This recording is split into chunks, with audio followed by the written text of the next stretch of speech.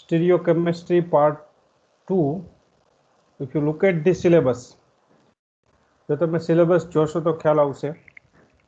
Part 1 જે આપણે concept already complete કરી દીધા છે એ પ્રો સ્ટીરિયોઆઇસોમરિઝમ એટલે કે ટોપિસિટી, બરોબર. Whether given ligand is homotopic, enantiotopic or it may be diastereotopic, એ કન્સેપ્ટ આપણે ઓલરેડી કમ્પ્લીટ કરી દીધો છે. સેકન્ડ જે છે that is chiral synthesis. Chiral synthesis એની અંદર એસિમેટ્રિક કાઇરલ સિન્થેસિસ, એમાં પણ આપણે ખાસ અહીંયા જે કમ્પ્લીટ કરેલ છે એ ક્રેમ્સ રૂલ અને પ્રિલોગ જનરલાઇઝેશન આ કમ્પ્લીટ કરી દીધું છે. Part A is completed. Now coming to part B, stereochemistry of compounds other than carbon. એટલે એમાં 3 મુખ્ય કમ્પાઉન્ડ છે: નાઇટ્રોજન, ફોસ્ફરસ એન્ડ સલ્ફર. આ કમ્પાઉન્ડ છે ને આની સ્ટીરિયોકેમિસ્ટ્રીની આપણે વાત કરવાની છે. નાઇટ્રોજન, ફોસ્ફરસ અને સલ્ફર. કોઈ પણ કમ્પાઉન્ડ છે એ ઓપ્ટિકલી એક્ટિવ હોવા માટે અગત્યના એલિમેન્ટ્સ કયા કયા હતા? તો કે એક તો કાઇરલ સેન્ટર જોઈએ, કાં તો કાઇરલ સેન્ટર હોય, એસિમેટ્રિક સેન્ટર જેને કહેવાય, શબ્દ છે અહીંયા એસિમેટ્રિક સેન્ટર. અને એસિમેટ્રિક સેન્ટર એટલે ટેટ્રાહેડ્રલ સેન્ટર. જ્યોમેટ્રી જે છે ટેટ્રાહેડ્રલ હોવી જોઈએ, બરોબર. That is called tetrahedral geometry. Tetrahedral geometry હોય તો એવા મોલિક્યુલ્સ એ કાઇરલ હોઈ શકે. એસિમેટ્રિક સેન્ટર વિથ ટેટ્રાહેડ્રલ જ્યોમેટ્રી. એટલે એક આ રિસ્પોન્સિબલ ફેક્ટર છે. આ સિવાયના બીજા 3 ફેક્ટર જે રિસ્પોન્સિબલ હતા એમાં TYBSCમાં આપણે સેમિસ્ટર 5માં કાઇરલ એક્સિસના એક્ઝામ્પલ જોયા હતા. સપોઝ કમ્પાઉન્ડમાં કાઇરલ સેન્ટર ન હોય તો પણ એ કમ્પાઉન્ડ ઓપ્ટિકલી એક્ટિવ હોઈ શકે, and that is because of chiral center. Sorry, that is because of chiral axis. Chiral એક્સિસની અંદર આપણે 3 એક્ઝામ્પલ જોયા હતા: એલિન કમ્પાઉન્ડ, બાયફિનાઇલ અને થર્ડ વન ઇઝ સ્પાયરો. આ બધા જ છે ને કાઇરલ એક્સિસના એક્ઝામ્પલ હતા. થર્ડ જે છે એ મોલિક્યુલ કાઇરલ સેન્ટર ન હોવા છતાં પણ કાઇરલ હોઈ શકે, that is because of chiral plane. જે તમે MSCમાં ભણશો કાઇરલ પ્લેનના એક્ઝામ્પલ. આમાં અંસા કમ્પાઉન્ડ ને બધા એક્ઝામ્પલ આવશે. That is you will going to learn in MSc. Fourth very important element is helical chirality. આ 4 જ વસ્તુ છે એ કાઇરાલિટી માટે રિસ્પોન્સિબલ હોય. કોઈ પણ મોલિક્યુલ કાઇરલ છે કે નહીં એના માટે રિસ્પોન્સિબલ આ 4માંથી કોઈ પણ એક એલિમેન્ટ હોય, કાઇરલ એલિમેન્ટ પ્રેઝન્ટ હોય. આજે આપણે વાત કરવાની છે compound other than carbon atom. Carbon atom જે sp3 હાઇબ્રિડેસ કાર્બન હોય, કાર્બન એટમ 14મા ગ્રુપમાં આવે છે. એટલે એના આઉટરમોસ્ટ સેલમાં 4 ઇલેક્ટ્રોન હશે. 4 ઇલેક્ટ્રોન જુદા જુદા સમૂહ વડે ભાગીદારી કરી અને સિગ્મા બોન્ડ બનાવે. તો 4 સિગ્મા બોન્ડ બને એટલે મોલિક્યુલ જે છે એ કાઇરલ બનશે. એસિમેટ્રિક ટેટ્રાહેડ્રલ શેપ આપશે, મોલિક્યુલ બીકમ કાઇરલ. આને એસિમેટ્રિક સેન્ટર કહેવાય.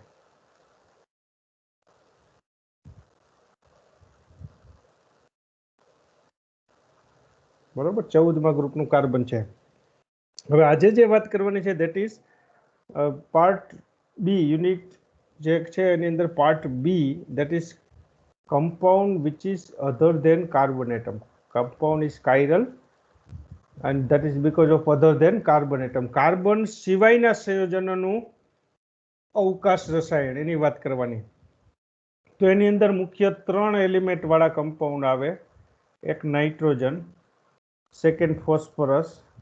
આ બંને જે છે ને નાઇટ્રોજન અને ફોસ્ફરસ, આ બંને 15મા ગ્રુપમાં આવશે, 15મા સમૂહમાં. બરોબર, એટલે એની આઉટરમોસ્ટ સેલમાં 5 ઇલેક્ટ્રોન હશે. અને આ સિવાયનું એક એલિમેન્ટ છે સલ્ફર, જે કયા ગ્રુપમાં આવશે? 16મા સમૂહમાં. બરોબર, જેમાં 6 ઇલેક્ટ્રોન આઉટરમોસ્ટમાં છે.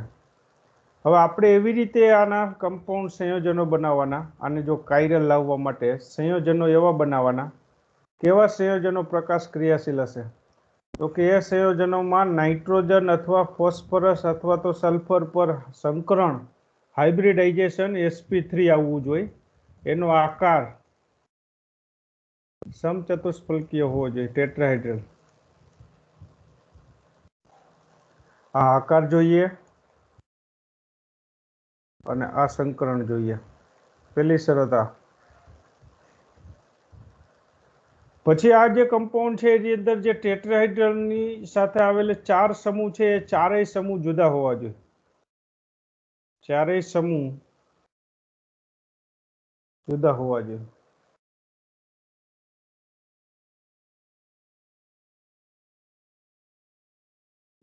ટેટ્રાહેડ્રલ પરના ચારેય સમૂહ જુદા હોવા જોઈએ. જો આટલી શરતનું પાલન થાય ને એટલે એના સંયોજનો કાર્બન જેવા થઈ જાય, અને કાર્બન જેવા સંયોજનો થાય એટલે એસિમેટ્રિક કહેવાય, અને એવા સંયોજનો પ્રકાશ ક્રિયાશીલતા દર્શાવે.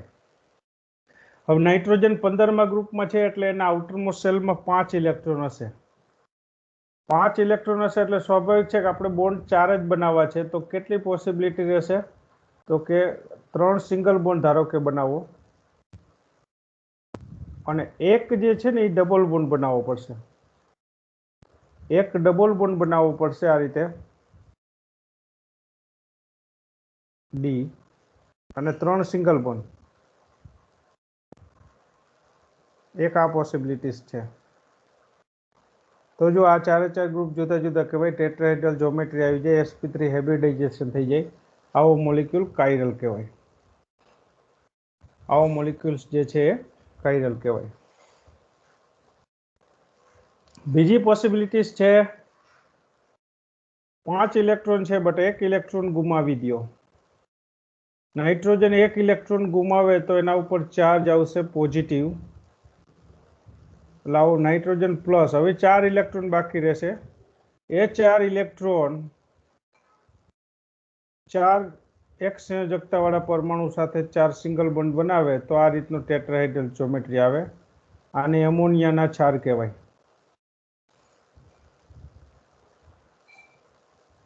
આવા સંયોજનો, અહીંયા sp3 હાઇબ્રિડાઇઝેશન છે, આવા સંયોજનો પણ પ્રકાશ ક્રિયાશીલ કહેવાય.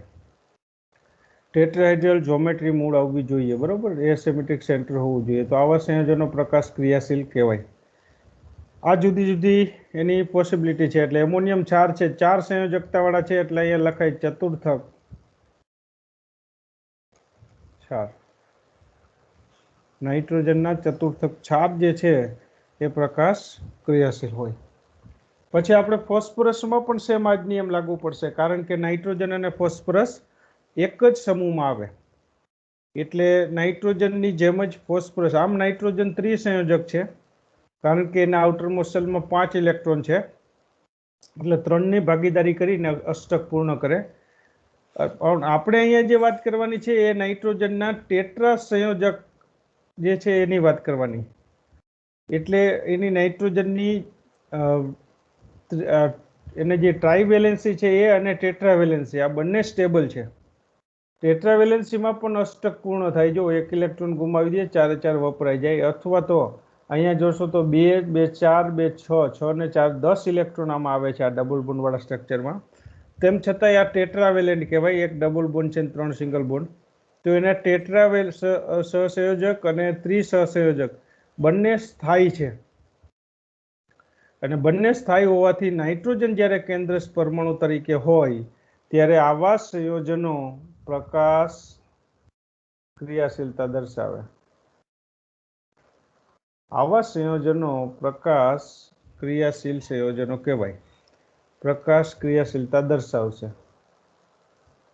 કારણ કે પહેલા જ મેં કીધું એ પ્રમાણે નાઇટ્રોજન જે છે ટેટ્રાહેડ્રલ થઈ જાય, એસિમેટ્રિક થઈ જાય.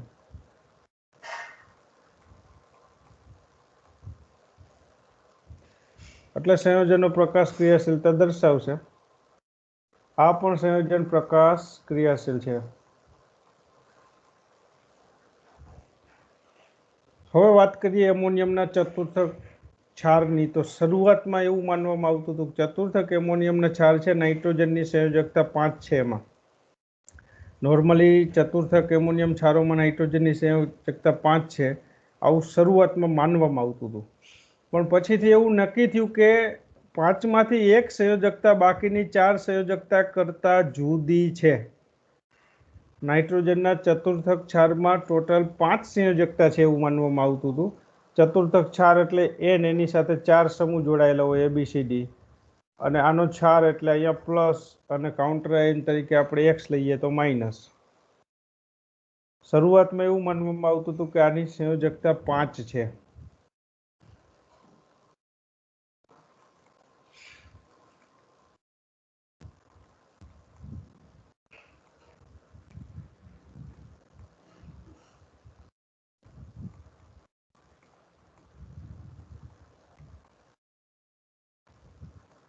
પરંતુ પછી ખ્યાલ આવ્યો કે 5માંથી એક સંયોજકતા બાકીની 4 કરતાં જુદી છે. બરોબર, પરંતુ 5 પૈકી એક સંયોજકતા, એક valency is different than other 4. એક સંયોજકતા બાકીની 4 સંયોજકતા કરતા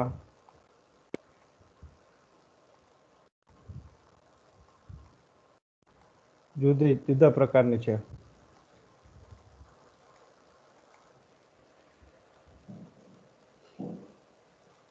એક સંયોજકતા જે છે એ જુદા પ્રકારની છે. આથી આ જે ચતુર્થક ક્ષારમાં જે કેટાયન રહેલ છે એમાં નાઇટ્રોજન પરમાણુનો વીજભાર ધન આયનના બંધારણમાં અસર કરતો નથી. એક સરખી રીતે વહેંચાયેલો હોય, નાઇટ્રોજન પર પ્લસ ચાર્જ હોય એ આના બંધારણમાં અસર ન કરે.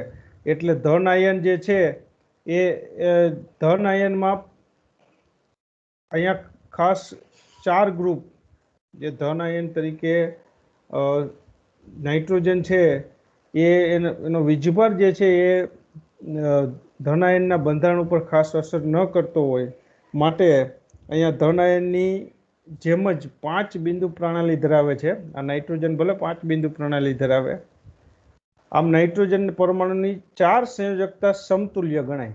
કારણ કે ધન આયન જે છે ને એ આયોનિક સંયોજકતા 5મી સંયોજકતા તરીકે ગણીએ, પણ એ એના બંધારણમાં અસર નથી કરતો. એટલે એના બંધારણમાં આ 4 સંયોજકતા જ અસર કરે, A, B, C અને D. એટલે એને છે ને 4 સંયોજકતા સમતુલ્ય, અને આ ચારેય સંયોજકતા એક સરખી રીતે વહેંચાયેલી હોય. જો આ ધન આયન બંધારણમાં અસર કરતો હોય તો એનું સ્ટ્રક્ચર ડિસ્ટર્બ કરી શકે, અથવા બીની પોઝિશન ડિસ્ટર્બ કરી શકે, અથવા સીની. પણ અહીંયા એવું નથી. આ ચાર્જ એક સરખી રીતે કેન્દ્રિત થયેલ હોવાથી ચારેય બાકીના ગ્રુપ છે એ સમતુલ્ય રીતે જળવાઈ રહે. અને આના પ્રાયોગિક પુરાવા પણ મળેલ છે. માટે આના જે પોસિબલ બંધારણો જો આપણે દોરવા હોય એના ચતુર્થક ક્ષારના, તો એમાં એક આવું બંધારણ લઈ શકાય કે જેની અંદર સ્ક્વેર પ્લેનર જ્યોમેટ્રી હોય, પોસિબલ સ્ટ્રક્ચર. બીજું બંધારણ મેં તમને હમણાં ટેટ્રાહેડ્રલ અહીંયા ડ્રો કરીને બતાવ્યું એ આ પોસિબલ બંધારણ છે, સમચોરસ. બીજા પોસિબલ બંધારણમાં આવે ટેટ્રાહેડ્રલ. ત્રીજું બંધારણ આવશે સ્ક્વેર પિરામિડલ. આ ચારે એક સમતલમાં હોય સંયોજકતા, અને નાઇટ્રોજન છે ને એ ચારે સંયોજકતાથી અહીંયા ઉપર આવેલો હોય. આવા 3 પોસિબલ બંધારણ છે શક્ય. આ 3 પોસિબલ બંધારણ પોસિબલ છે આના. આ પૈકી 2 સાયન્ટિસ્ટ પોપ અને પેચે 1899માં પ્લસ બ્રોમો કેમ્ફોસલ્ફોનિક એસિડની મદદથી એલાઇલ બેન્ઝાઇલ મિથાઇલ ફિનાઇલ એમોનિયમ આયોડાઇડનું વિભેદન કર્યું. વિભેદન તરીકે કાયલ સંયોજન જોઈએ, એટલે એને પોપે અને પેચે 1899માં કાયરલ કમ્પાઉન્ડ તરીકે પ્લસ બ્રોમો કેમ્ફોસલ્ફોનિક એસિડ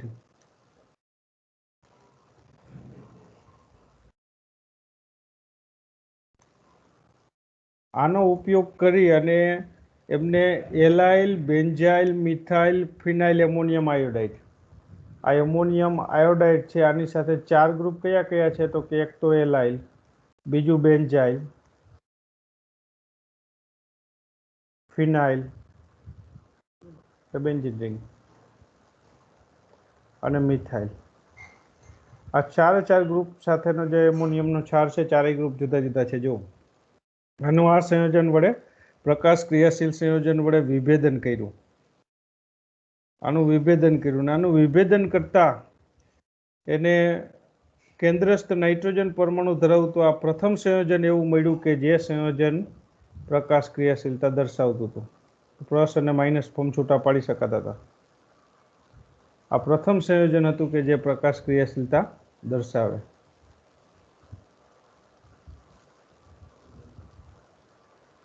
જે પ્રકાશ ક્રિયાશીલ થયું સૌ પ્રથમ સંયોજન. અને આના ઉપરથી નાઇટ્રોજન વાળા સંયોજનની પ્રકાશ ક્રિયાશીલતાની વાત આવી. એમોનિયમ આયન સમતલ્ય નથી, આવું ખ્યાલ આવ્યો. એમોનિયમ આયન સમતલ્ય રચના ધરાવતો નથી. જો એ સમતલ્ય રચના ધરાવતો હોય તો એનું વિભેદન શક્ય ન બને. આના ઉપરથી નક્કી થયું કે એમોનિયમ આયનનું બંધારણ શક્ય, અહીંયા ખાસ વિભેદન શક્ય ન બને, પરંતુ પિરામિડલ અથવા ટેટ્રાહેડ્રલ રચના ધરાવતો હોય તો જ આ વસ્તુ શક્ય બને. એટલે આના ઉપરથી નક્કી થયું કે એમોનિયમ આયન છે કાં તો પિરામિડલ રચના ધરાવે અથવા તો ટેટ્રાહેડ્રલ રચના ધરાવે. સમચોરસ રચના ન હોય, આ સ્ટ્રક્ચર પોસિબલ નથી. બરોબર. સમચોરસ રચના હોય તો એનું વિભેદન પ્લસ સંયોજન વડે શક્ય બને નહીં.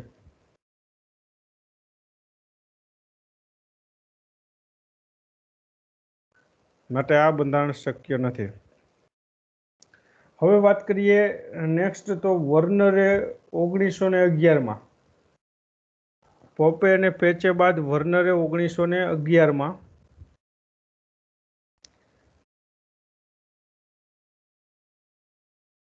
વર્નર નામના વૈજ્ઞાનિકે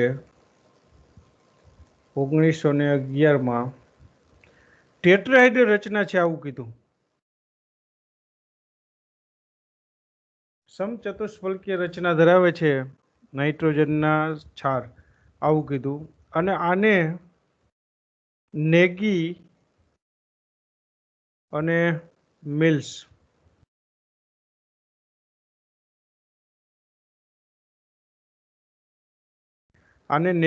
મિલ્સે 1999માં અનુક્રમે અને મિલ્સ અને વોરેને સાથે આપ્યું હતું કથન 1925માં અનુમોદન આપ્યું.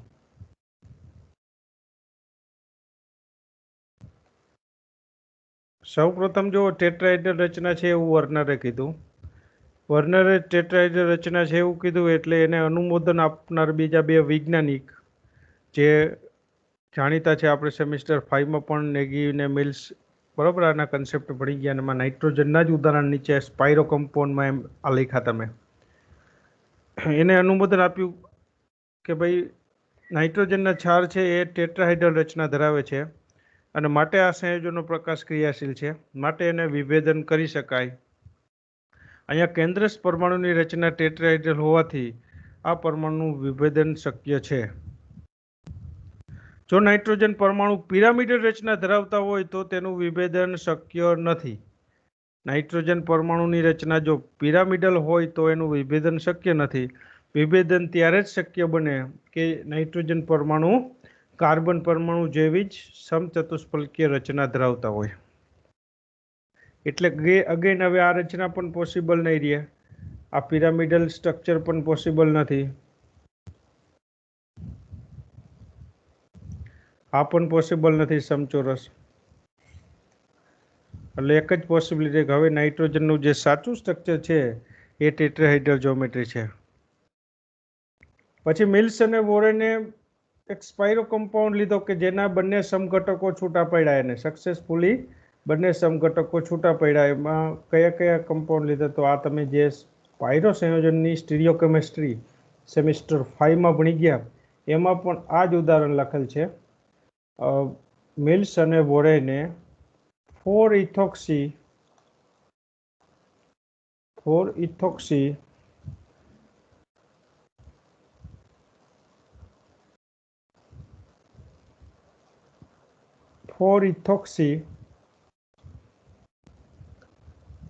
ફિનાઇલ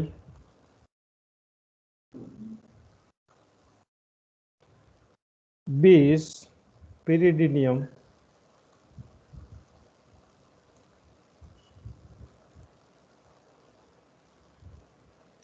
bispyridinium 1,1-spirane 1,1-spirane 1,1-spirane bromide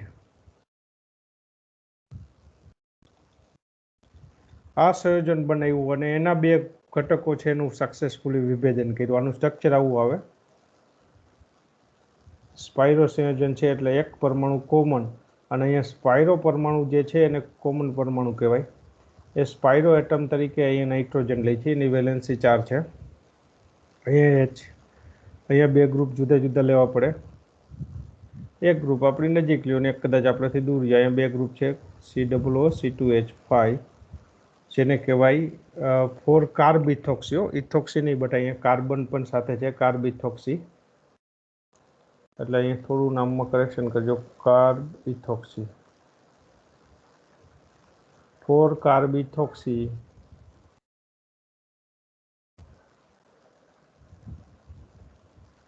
4 કાર્બિથોક્સી 4 ફિનાઇલ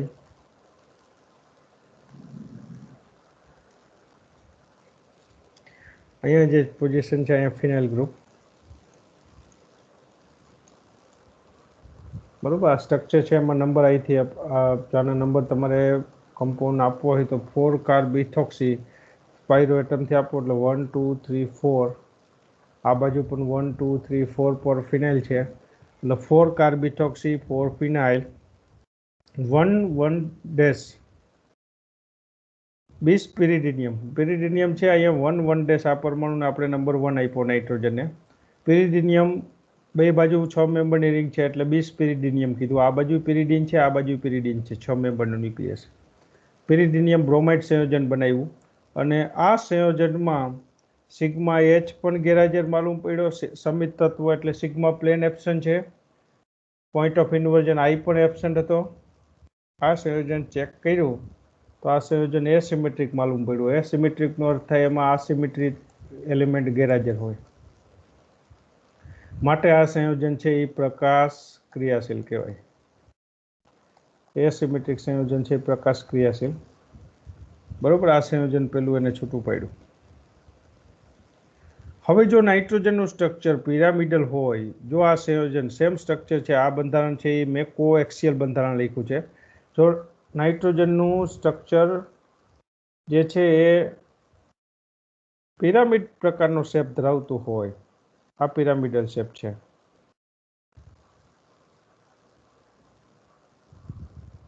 આ બાજુ પણ આ ટાઈપની જ્યોમેટ્રી આવશે.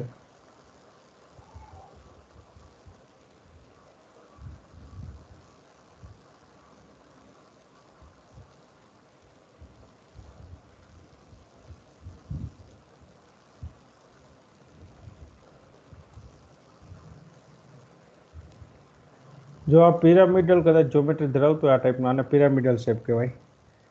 તો આ સંયોજન આમાં સમમિતિ સમતલ આમાં લંબરૂપે તમે પરપેન્ડિક્યુલર આમ પ્લેન વિચારી શકો એ વચ્ચેથી પાસ થતું.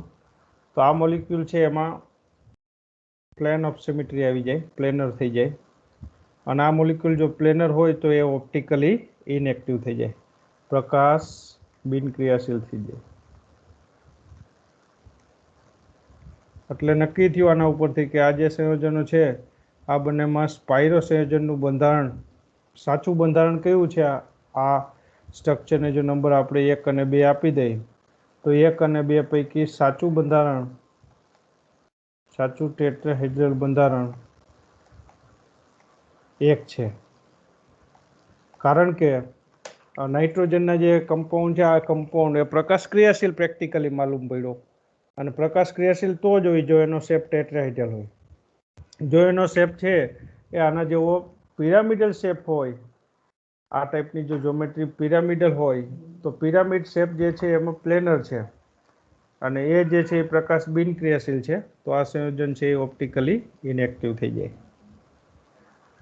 ત્યાર પછી નેક્સ્ટ જે બીજા બે વૈજ્ઞાનિકોએ નાઇટ્રોજનની પ્રકાશ ક્રિયાશીલતા વિશે ટૂંકમાં પૂછ્યો, પ્રશ્ન આવો આવે એના પછી જે નેક્સ્ટ બીજા બે વૈજ્ઞાનિકો હમ્બી અને રીડોન, એમને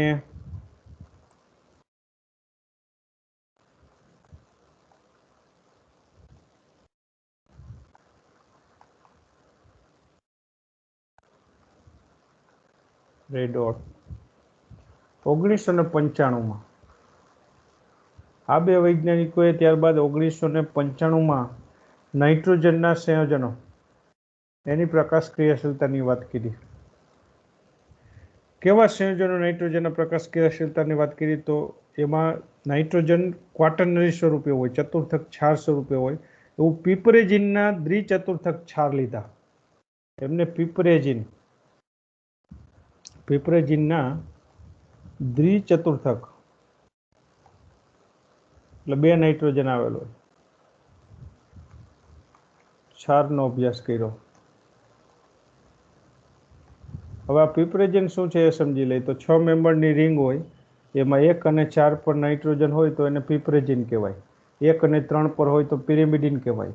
1 અને 2 પર જો નાઇટ્રોજન હોય તો એને પાયરેજિન કહેવાય. એમાં આમને જે સંયોજનો લીધા છે દેટ ઇઝ તમને 1 અને 4 પર નાઇટ્રોજન એટલે પીપરેજિનના દ્વિચતુર્થક ક્ષાર કે જેમાં અહીંયા આલ્કાઇલ ગ્રુપ હોય અને આ બાજુ અહીંયા મિથાઇલ, બીજું અલગ અલગ આલ્કાઇલ ગ્રુપ, આ દ્વિચતુર્થક ક્ષાર.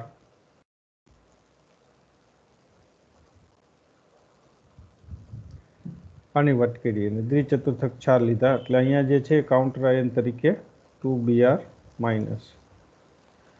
આ એનું સી સ્ટ્રક્ચર છે. જો બંને એક જ બાજુ લખીએ તો સાયક્લિક સ્ટ્રક્ચરમાં બંને મિથાઇલ ગ્રુપ.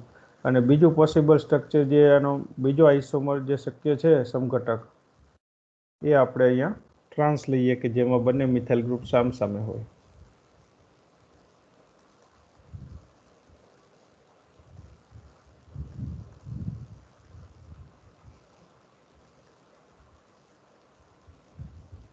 એક સીસ સમઘટક છે, બીજો ટ્રાન્સ સમઘટક છે. આ બે ભૌમિતિક સમઘટકતા ધરાવે છે. આમાં નાઇટ્રોજન પરમાણુ બંનેમાં ટેટ્રાહાઇડ્રલ છે. હવે એક્સરે સ્ટડી કરતા ખ્યાલ આવ્યો કે નાઇટ્રોજન પરમાણુ છે એ બંને સ્ટ્રક્ચરમાં ટેટ્રાહાઇડ્રલ છે. અહીંયા ખાસ ચતુર્થક નાઇટ્રોજન જે છે એની અંદર એનું હાઇબ્રિડાઇઝેશન sp3 છે અને બંને કેસની અંદર નાઇટ્રોજન સમૂહ છે એ ટેટ્રાહાઇડ્રલ છે, આવું ખ્યાલ આવ્યો. બરોબર. આનો ક્રિસ્ટલ ફોર્મ લીધું, ક્રિસ્ટલ ફોર્મના હેક્સાડી નીકળે. ક્રિસ્ટલ ફોર્મ લીધું જેમાં ટેટ્રા મિથાઇલ એમોનિયમ ક્લોરાઇડ ના દ્વિચાર લીધા. તો ખ્યાલ આવ્યો કે ભાઈ બંને પરમાણુ ચારેય મિથાઇલ સમૂહ જે જોડાયેલા હોવાથી એ જે છે દ્વિચતુર્થક ક્ષાર છે, sp3 સંકરણ ધરાવે. આપણે ખાલી હાઇબ્રિડાઇઝેશનની વાત કરીએ છીએ અત્યારે, બરોબર. એ ચેક કરવા માટે ખ્યાલ આવ્યો કે દ્વિચતુર્થક ક્ષાર ધરાવે. ચોક્કસ ઓબ્વિયસલી આને ઓપ્ટિકલી એક્ટિવ બનાવવા માટે ગ્રુપ અલગ અલગ લેવા પડે. ચારેય ગ્રુપ સરખા હોય કે આ બે ગ્રુપ સરખા હોય તો એ ઓપ્ટિકલી ઇનએક્ટિવ થઈ જાય, કારણ કે પ્લેન ઓફ સિમેટ્રી આવી જાય. પણ આ કમ્પાઉન્ડ XRD પરથી ખ્યાલ આવ્યો, એક્સરે ડિફ્રેક્શન પરથી, કે આમાં હાઇબ્રિડાઇઝેશન sp3 છે એટલે કે ટેટ્રાહાઇડ્રલ શેપ છે. ઓપ્ટિકલ એક્ટિવ છે એવું નથી કહેતો આ કમ્પાઉન્ડ, કારણ કે ઓપ્ટિકલ એક્ટિવ માટે તો નાઇટ્રોજનના ક્ષાર સાથે આવેલા ચારેય ગ્રુપ જુદા જુદા હોવા જોઈએ. અહીંયા તો કોઈ પણ બે ગ્રુપ સરખા હોય ને તો પણ મોલિક્યુલ ઇનએક્ટિવ થઈ જાય. તો આ વૈજ્ઞાનિકનો રોલ શું છે? તો કે એને ખાલી એવું નક્કી કર્યું કે જે પીપરેજિનના દ્વિચતુર્થક ક્ષાર છે એમાં હાઇબ્રિડાઇઝેશન છે એ sp3 આવે છે અને સંકરણ છે sp3 અને શેપ છે એ ટેટ્રાહાઇડ્રલ આવે છે. આટલું નક્કી કર્યું. હવે જો તમારે એને ઓપ્ટિકલી એક્ટિવ કમ્પાઉન્ડ બનાવવા હોય તો એના માટે ચારેય ગ્રુપ જુદા હોવા જોઈએ. આ એક વાત થઈ. હવે આપણે તૃતીયક અમાઇનના ઓક્સાઇડ લઈએ, ટર્સરી અમાઇન ઓક્સાઇડ. નેક્સ્ટ છે આજે ફર્સ્ટ પાર્ટ લીધો આપણે, જે ટૂંકનો લખવાની પૂછે તો એમાં ફર્સ્ટ પાર્ટમાં એવા કમ્પાઉન્ડ લીધા કે જેમાં આપણે એને નામ આપવું હોય તો અપાય કે ભાઈ નાઇટ્રોજન જે છે એના ચતુર્થક એમોનિયમ ક્ષાર, બરોબર, ક્વાટર્નરી એમોનિયમ સોલ્ટ. અહીંયા સુધી જે વાત કરી આપણે અહીંથી ફર્સ્ટ જે પાર્ટ, એ ક્વાટર્નરી એમોનિયમ સોલ્ટની વાત કરી.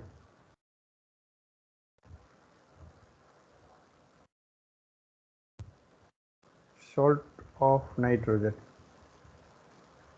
નાઇટ્રોજનના ચતુર્થક ક્ષાર. હવે જે વાત કરવાની છે નેક્સ્ટ એ ટર્સરી અમાઇન ઓક્સાઇડ, એટલે કે ટર્સરી અમાઇન 3 ડિગ્રી, એટલે નાઇટ્રોજન 3 કાર્બન સાથે જોડાયેલો હોય એને ટર્સરી અમાઇન ઓક્સાઇડ કહેવાય. 3 ગ્રુપ આલ્કાઇલ ગ્રુપ સાથે હોય, ફોર એક્ઝામ્પલ ABC સાથે સાથે એક ઓક્સિજન આવેલો હોય, એટલે આને નામ અપાય ટર્સરી અમાઇન ઓક્સાઇડ. જેમાં પણ નાઇટ્રોજન પરમાણુ 4 જુદા સમૂહથી જોડાયેલો છે. કયા કયા 4 જુદા સમૂહ? તો એક તો ABC અને એ સિવાય ઓક્સિજન. આ રીતે આ સ્ટ્રક્ચરમાં પણ નાઇટ્રોજન જે છે એ ટેટ્રાહેડ્રલ એટલે કે સમચતુષ્ફલક રચના ધરાવે. નાઇટ્રોજન જે છે એ ટેટ્રાહેડ્રલ જ્યોમેટ્રી ધરાવે છે અને આવા સંયોજનોનું પણ વિભેદન શક્ય છે, રિઝોલ્યુશન.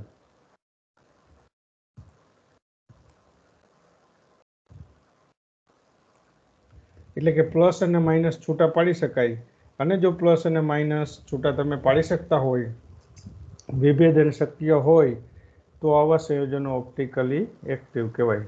1908માં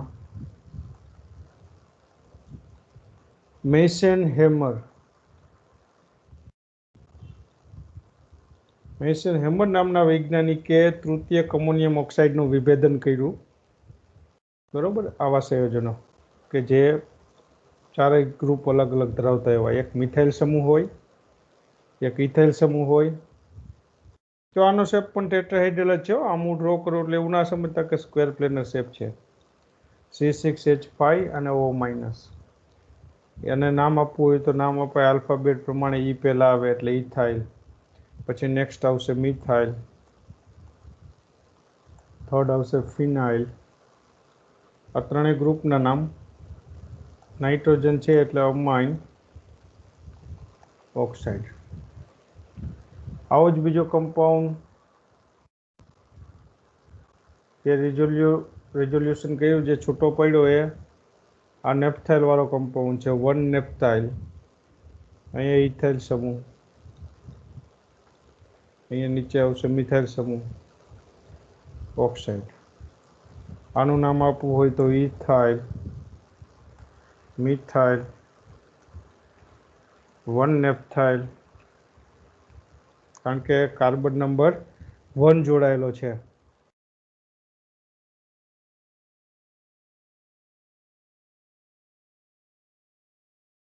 અમાઇન ઓક્સાઇડ.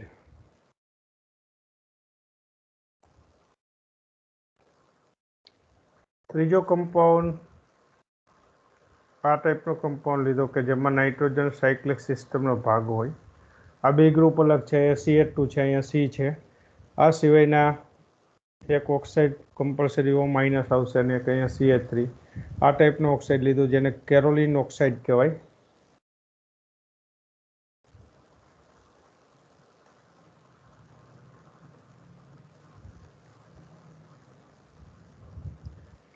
બરોબર, આ ટાઈપના કેરોલિન ઓક્સાઇડ જેવા સંયોજનો છે એને છૂટા પડ્યા, એનું રિઝોલ્યુશન કર્યું.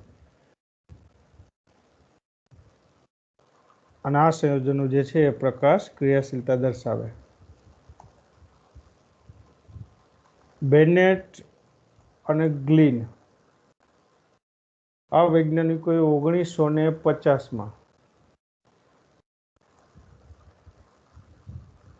દ્વિચતુર્થક ક્ષાર પિપરેજિનના, કે જેમાં અહીંયા એક ફિનાઇલ રિંગ આવેલી હોય નાઇટ્રોજન પર, અહીંયા એક ફિનાઇલ રિંગ હોય, એક ફિનાઇલ રિંગ અહીંયા સીસ જ્યોમેટ્રી, અને અહીંયા ઓક્સિજન હોય O-. આ સીસ સમઘટક છે. અને બીજો આનો ભૌમિતિક સમઘટક કે જે ટ્રાન્સ હોય, બંને ફિનાઇલ રિંગ એકબીજાની સામે આવેલ હોય.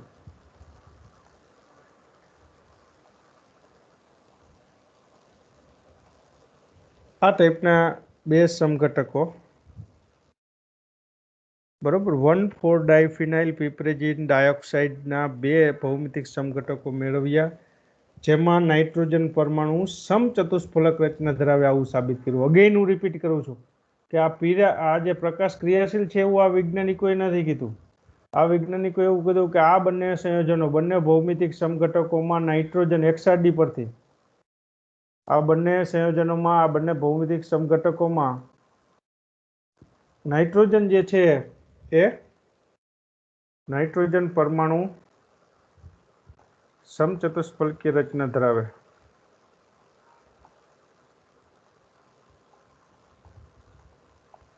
સાથે એમને એવું કીધું કે સંકરણ sp3 પ્રકારનું.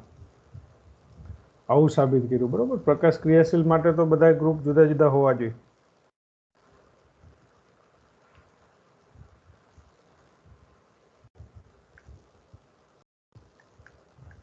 sp3 હાઇબ્રિડાઇઝેશન હોય.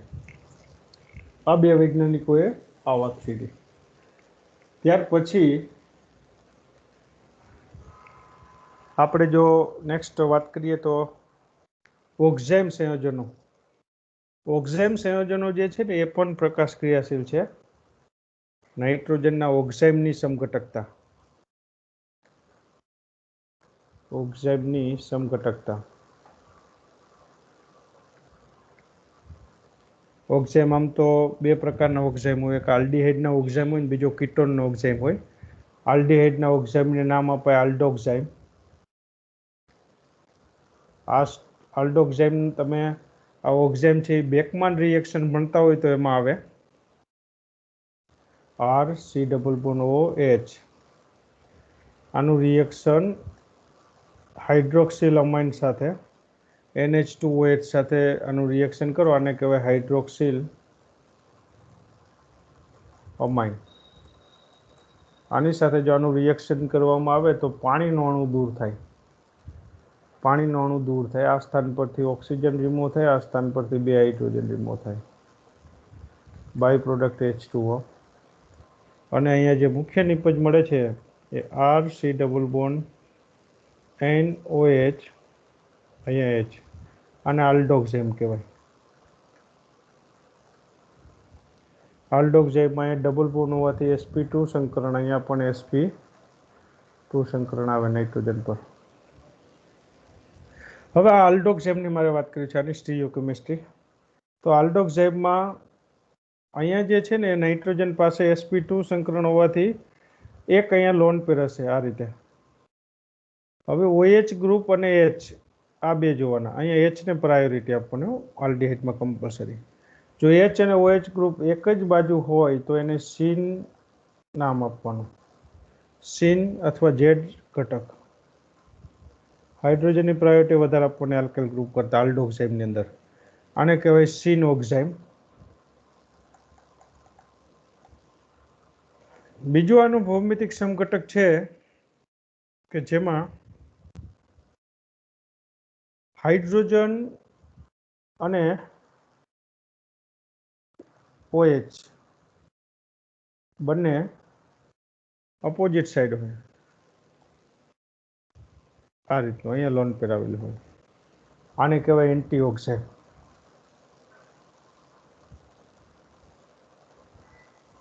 અથવા તો આને કહેવાય ઈઓ સમઘટક. કહેવાનો મિનિંગ અહીંયા મારો એ જ છે કે ભાઈ અહીંયા જ્યારે આલ્ડીહાઇડને તમે આ સ્ટીરિયો આઇસોમરના નામ આપતા હોય ત્યારે આ બે ગ્રુપમાં પહેલી પ્રાયોરિટી આપવાની હાઇડ્રોજનને, આને બીજી પ્રાયોરિટી આપવાની. આ બે ગ્રુપમાં પહેલી પ્રાયોરિટી OH ને આપવાની અને આ લોન પેરને સેકન્ડ. એક જ બાજુ હોય તો એને સીન ઓક્ઝાઇમ કહેવાય. એક ગ્રુપ જો સામસામે આવે તો એને એન્ટી ઓક્ઝાઇમ કહેવાય. અહીંયા જો આમ સમતલ મૂકશો તો પણ ખ્યાલ આવશે. આ સમતલની એક જ બાજુ બંને ગ્રુપ છે એટલે સીન. આ સમતલની બંને સામસામે છે એટલે એને એન્ટી ઓક્ઝાઇમ કહેવાય. હવે આલ્કાઇલ બરાબર કોઈ પણ ગ્રુપ હોઈ શકે. જો આલ્કાઇલની જગ્યાએ અહીંયા હું હાઇડ્રોજન મૂકું, અહીંયા સપોઝ હાઇડ્રોજન મૂકો તો બંને હાઇડ્રોજન સેમ થઈ જાય. આ બે ગ્રુપ સેમ થઈ જાય. 1 અને 2 બંને ગ્રુપ સેમ થઈ જાય. અને જો 1 અને 2 બંને ગ્રુપ સેમ થઈ જાય ફોર્માલ્ડિહાઇડનું સ્ટ્રક્ચર બને.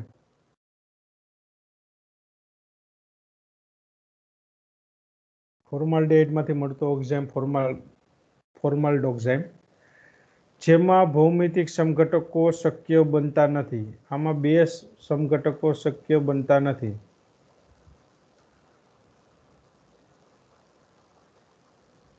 આનું કારણ છે બે ગ્રુપ સેમ છે, બરોબર. આ બે ગ્રુપ જુદા હોય તો જ ભૌમિતિક સમઘટકતા ઉદ્ભવે. જ્યારે આર બરાબર તમે CH3 સમૂહ લ્યો એટલે એસિટોક્સાઇમ કહેવાય, એને નામ આપવું હોય તો એસિટાલ્ડિહાઇડમાંથી મળતો ઓક્સાઇમ એસિટોક્સાઇમ, અને આર બરાબર જો અહીંયા ફિનાઇલ લેશો તો આને કહેવાય બેન્ઝાલ્ડોક્સાઇમ.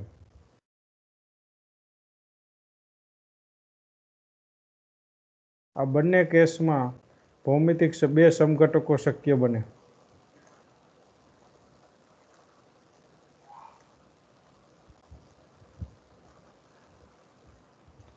બરોબર. આ બંને કેસમાં કેટલા ભૌમિતિક સમઘટકો શક્ય બને? બે સમઘટકો. આ થઈ આલ્ડોક્સાઇમની વાત.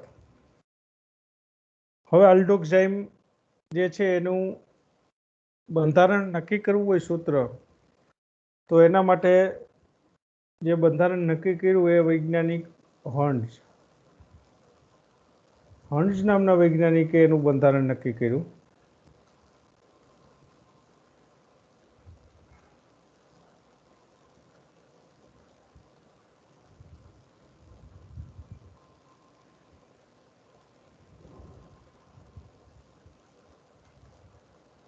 આપણે એનું બંધારણ નક્કી કરીએ કેવી રીતે બે ભૌમિતિક સમઘટકો, એનું વિભાગીય સ્ફટિકરણ કરી અને એને અલગ તારવ્યા. કે સપોઝ આ જે છે એ સીન પ્રકારની રચના ધરાવે છે. આનું એસાઇલેશન પ્રક્રિયા કરવાની CH3COCl સાથે સોડિયમ એસિટેટની હાજરીમાં. એસાઇલેશન પ્રક્રિયા થશે ઓક્સિજન પર.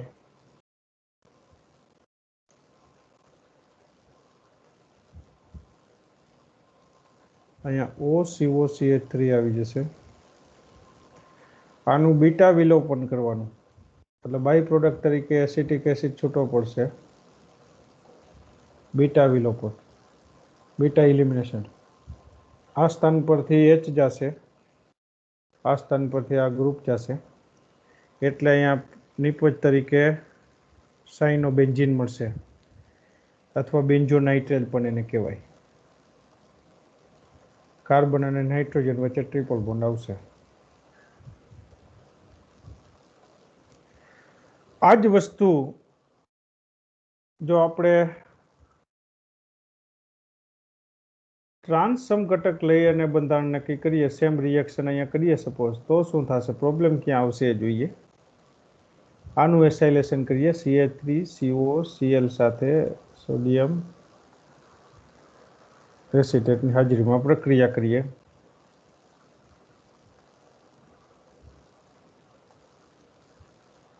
OCOCH3 અહીંયા એક્યુઝ Na2CO3 લઈ આનું જળ વિભાજન કરીએ, બીટા વિલોપન.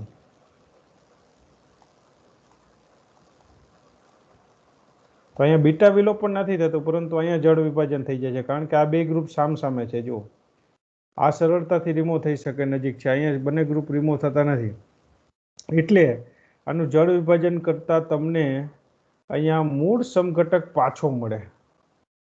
કયો સમઘટક પાછો મળે છે? તો કે મૂળ સમઘટક છે ને એ પાછો મળે. ઓરિજિનલી જે સ્ટ્રક્ચર લીધું હતું હાઇડ્રોલિસિસ થઈને ફરી એ સ્ટ્રક્ચર પાછું મળે. એટલે તમારે આઈડેન્ટિફાઈ કરવું હોય કયું બંધારણ છે, તો અસાઇલેશન વડે તમે કરી શકો, કે જે અસાઇલેશન કરતા જો મૂળ સમઘટક પાછો મળતો હોય તો એ ઓક્ઝાઇમ જે છે એ એન્ટી કહેવાય. આ એન્ટી ઓક્ઝાઇમ છે, ના સીન ઓક્ઝાઇમ છે. જો મૂળ બંધારણ અહીંયા પાછું મળશે, અહીંયા આવી જશે, અહીંયા નાઇટ્રોજન નહીં આવે બટ કાર્બન.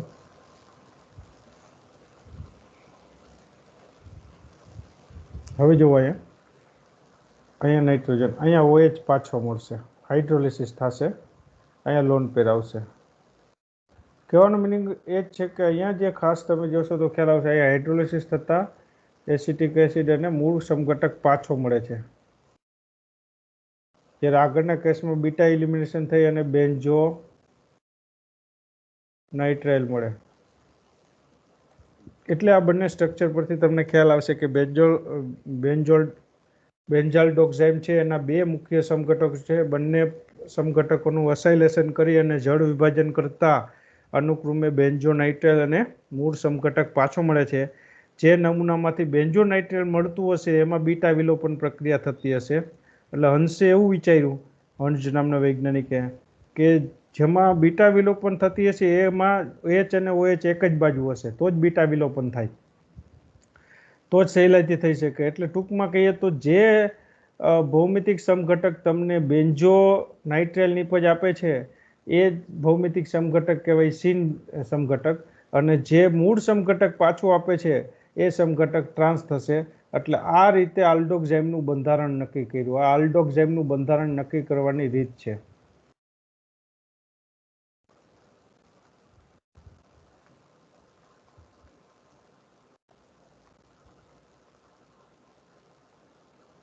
બરોબર, આલ્ડોક્સાઇમનું બંધારણ સીસ છે કે ટ્રાન્સ, આ કેવી રીતે નક્કી કરશો? તો એના માટે ખૂબ જ સરળ.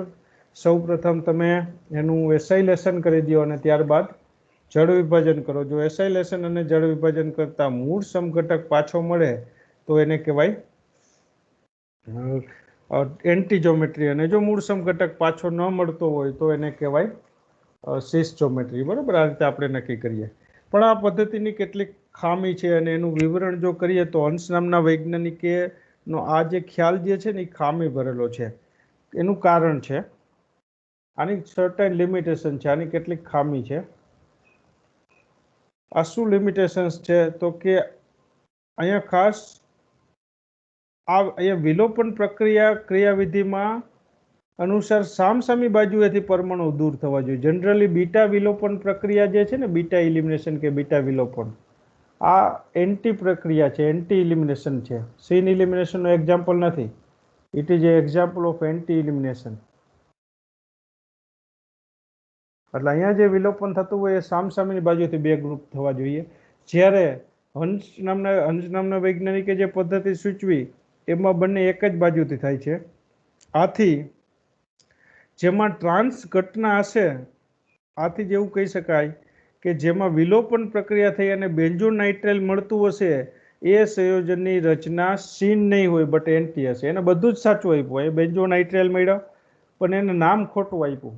એને એવું કીધું કે બેન્ઝોનાઇટ્રાઇલ મળે એ સંયોજન સીન હશે, પણ વાસ્તવમાં એ ખોટું પડે.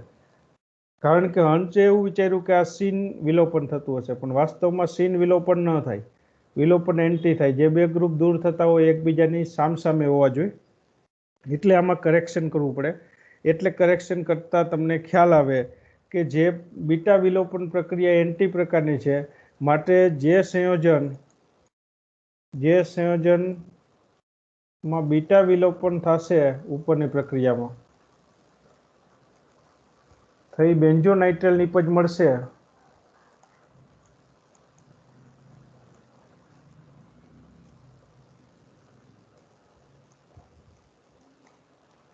તે આલ્ડોક્સાઇમ સીન નહીં હોય બટ કેવો હશે? એન્ટી પ્રકારનો હશે. આવું કરેક્શન થઈ ગયું. અને ત્યાર પછી ખ્યાલ આવ્યો કે ભાઈ ફિનાઇલ અને હાઇડ્રોજન, અહીંયા જે ખાસ હાઇડ્રોજન અને OH જો એક જ બાજુ હોય તો આ જે છે એ તમને મૂળ ઘટક પાછો આપે. કારણ કે વિલોપન પ્રક્રિયા વિરુદ્ધ દિશામાંથી થાય. એટલે આ જોમેટ્રી ખરેખર સીન છે. સીન જોમેટ્રીમાં વિલોપન થાય નહીં. જ્યારે ટ્રાન્સ જોમેટ્રી હોય તો આવા સંયોજનો નિપજ તરીકે બેન્ઝોનાઇટ્રાઇલ આપે. કારણ કે વિલોપન પ્રક્રિયા છે સામસામેથી થતી હોય એટલે આને એન્ટી ઓક્ઝાઇમ કહેવાય. આગળનો જે છે સીન ઓક્ઝાઇમ છે. અને આ જે છે ડિફેક્ટ, આનું વિવરણ સમજાવવા માટે બીજી એક પ્રક્રિયા બીજા બે વૈજ્ઞાનિકોએ આપી. એ વૈજ્ઞાનિકો છે બ્રેડી અને બિશોપ. આ વૈજ્ઞાનિકોએ આ જે ખામીને દૂર કરવા આવી પ્રક્રિયા આપી કે જેમાં એરોમેટિક રિંગ અહીંયા નાઇટ્રો સમૂહ હોય, અહીંયા Cl હોય સપોઝ, અને અહીંયા C ડબલ બોન્ડ, અહીંયા H અને અહીંયા NOH. આ સીન પ્રકારનો ઓક્ઝાઇમ જ છે. આનું એસાઇલેશન કર્યું CH3COCl સાથે એસિટિક સોડિયમ એસિટેટની હાજરીમાં પ્રક્રિયા. એટલે ખ્યાલ આવ્યો કે અહીંયા જે પ્રક્રિયા થશે એટલે અહીંયા NO2, અહીંયા Cl અને અહીંયા C ડબલ બોન્ડ N, અહીંયા H, અહીંયા O,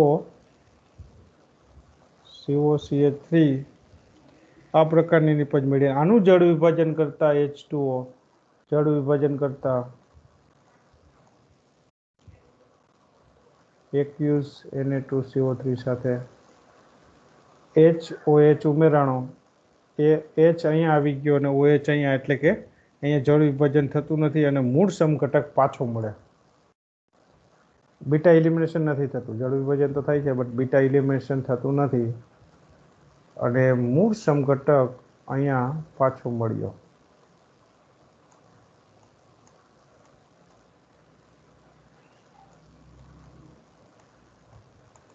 જ્યારે આનો જો એન્ટીઓક્સાઇમ લઈએ તો શું થશે? તો કે એમાં જળ વિભાજનની પ્રક્રિયા થશે અને બીટા ઇલિમિનેશન થશે. એક્યુઝ Na2CO3 યુઝ કરશો ત્યારે અહીંયા લોન પેર હશે, અહીંયા NO2 Cl. આનું રિએક્શન તમે એસિટાઇલ ક્લોરાઇડ સાથે સોડિયમ એસિટેટની હાજરીમાં કરો તો એક કેસમાં એસાઇલેશન થઈ અને પછી બીટા વિલેપન થશે.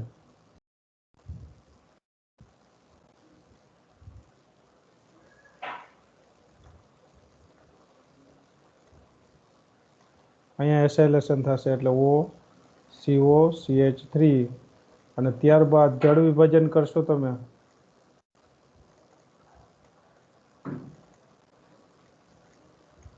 એટલે એસિટિક એસિડ છૂટો પડશે બાય પ્રોડક્ટ આ રીતે, અને આનું તમને બેન્ઝોનાઇટ્રેલ ડેરિવેટિવ મળશે.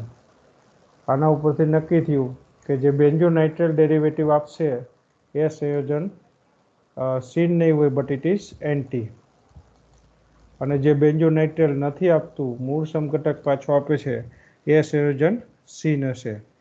આને જો વધુ સારી રીતે સમજાવવું હોય તો આમાંથી આ સંયોજન ડાયરેક્ટ બીજી એક મેથડથી પણ આવે છે, બરોબર. આ સંયોજન આમાંથી ડાયરેક્ટ લાવવું હોય તો આનું NaOH સાથે પ્રક્રિયા કરો એટલે અહીંથી Cl નીકળે જુઓ, અને અહીંથી H એટલે HCl બાય પ્રોડક્ટ જશે, અને અહીંયા નિપજ તરીકે સાયક્લિક સિસ્ટમ મળશે તમને. આ NO2, અહીંયા ઓક્સિજન, એની સાથે અહીંયા નાઇટ્રોજન, કાર્બન, અહીંયા H, આ ટાઈપની નિપજ આવશે. અને ફરી આનું આ રીતે જે અસ્થાયી સંયોજન છે એમાં ટોટોમરિઝમ ટાઈપ લખશો, હાઇડ્રોજન અહીંયા શિફ્ટ કરશો એટલે એમાંથી આ પ્રકારે સંયોજન મળશે કે જેમાં અહીંયા OH ગ્રુપ આવી જશે. આ એક્ઝેક્ટ તો સંયોજન નહીં મળે બટ OH ગ્રુપ વાળું સંયોજન આવશે આ રીતે. આ સંયોજનમાંથી નેક્સ્ટ છે એ OH આવશે. જો આ સંયોજન મળશે એમાંથી H2O રિમૂવ કરશો આ રીતે, હાઇડ્રોજન શિફ્ટ કરશો ટોટોમરિઝમ ટાઈપ સ્ટ્રક્ચર, એટલે એ કેસમાં અહીંયા ઓક્સિજન તો છે જ,